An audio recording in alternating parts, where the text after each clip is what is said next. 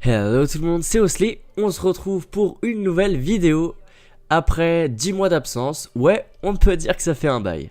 Je pense sincèrement que j'avais besoin de prendre un peu de recul et puis j'avais pas mal de choses à côté qui me prenaient du temps. Bref, assez parlé, aujourd'hui je vous présente le dernier clavier de la marque SteelSeries, le Apex M750. Ce clavier coûte dans les environs de 150 €. Pour ma part, je l'ai acheté à 130 sur Amazon. Pour une raison que j'ignore, lors du Black Friday, le prix a augmenté.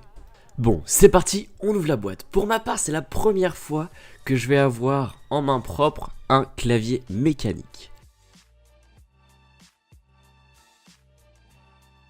Au niveau de la longueur de câble, 2 mètres, c'est amplement suffisant, il n'est malheureusement pas tressé, mais après, est-ce réellement un problème? À vous de juger. Et au niveau de la connectique, c'est de l'USB 2. Le Apex M750 est en full aluminium. Pour ma part, je trouve ce clavier mais vraiment extrêmement élégant. Je suis pas fan de tous ces claviers avec des macros à droite, à gauche. Je voulais rester dans la simplicité et l'efficacité. Son rétroéclairage est bien entendu RGB et totalement programmable, mais on en reparlera par la suite. Je vous ai dit tout à l'heure que c'était un clavier mécanique. Donc au niveau des touches, ce sont des switches qui sont propres à SteelSeries. Ce sont les QX2 qui peuvent s'apparenter à des MX Series Switch Red. Ils sont connus pour être très sensibles, donc cela sous-entend qu'une petite pression sur la touche suffira pour l'activer. Pour ma part, j'ai toujours eu l'habitude d'être assez précis dans mes mouvements en ce qui concerne le clavier, donc cela ne me pose aucun problème, au contraire je gagne en vitesse de frappe, donc en performance. Je reviendrai sur les switches un peu plus tard. Au niveau de la stabilité du clavier, est-ce qu'il bouge, est-ce qu'il ne bouge pas? Je vais répondre à cette question tout de suite. SteelSeries a opté pour des petits pieds en caoutchouc à la place des petits clapets en plastique que proposent la plupart des claviers. Pour ma part, je préfère largement le choix de SteelSeries car j'ai souvent tendance à réussir à casser les clapets en plastique. Il y a deux types d'embois en caoutchouc, un plus petit qui est préinstallé et l'autre plus épais pour surélever le clavier, pour satisfaire le confort de chacun.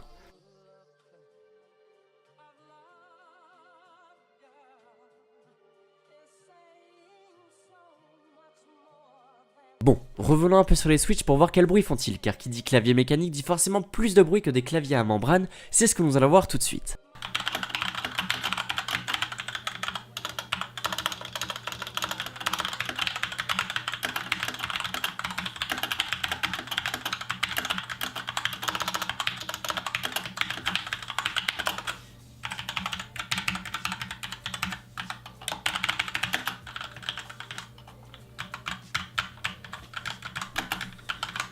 On peut remarquer que les Switch QX2 sont plutôt bruyants. Pour ma part, cela ne me dérange pas tant que ça. J'ai toujours un casque sur la tête, soit pour jouer, soit pour écouter de la musique quand je travaille, donc je n'y prête pas réellement attention. Cela ne peut pas plaire à tout le monde, c'est d'ailleurs pour ça que je fais ces vidéos, pour donner mon avis sur les produits que je présente, et forcément un peu les points négatifs.